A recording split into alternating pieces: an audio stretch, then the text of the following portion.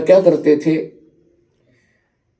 श्री कृष्ण यानी विष्णु जी की मूर्ति साथ रखते थे, उसको स्नान कराते हैं, पुराने कपड़े उनके उतार के भगवान के नए कपड़े पहनाते हैं, तिलक लगाते हैं, गले में कंठी माला डाल देते हैं, ऊपर मुकुट रख देते।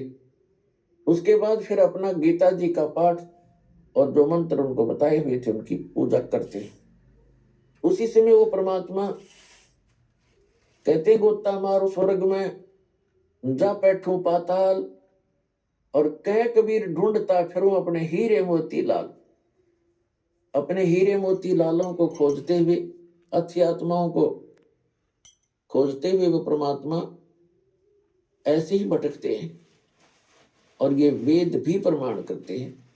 तो उसी उद्देश्य से, उसी अपने गुण धर्म के आधार से वो परमात्मा वहां एक जिंदा महात्मा का, जिंदा बाबा का रूप बना के, और 50 फुट की दूरी पर धर्मदास जी से दूर बैठ गए, जहां वो अपनी नित्य नियम की क्रियाएं कर रहा था।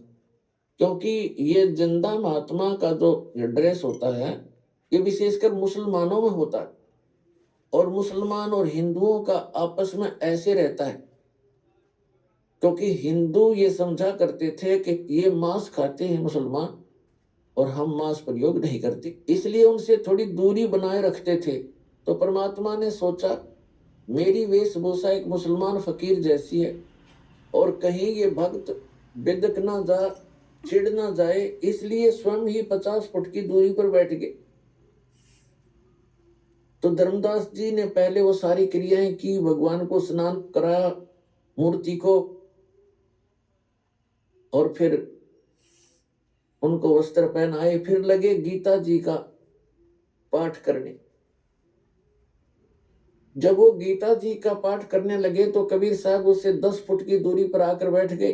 धीरे धीरे जब देखा कि इसको कुछ सुहा रहा है, मुझसे नफरत नहीं कर रहा है, और वो धर्मदास जी ने ये सोचा कि मुसलमान फकीर होकर के मेरे ज्ञान सुनने की रुचि रखता है, तो वो उसने कोई उसमें विशेष जो है बाधा नहीं की, और ना ही उसका कोई दुख माना, और खुश हुआ कि ये मुसलमान मेरा ज्ञान सुनना चाहता है, इसको सुना देता हूं।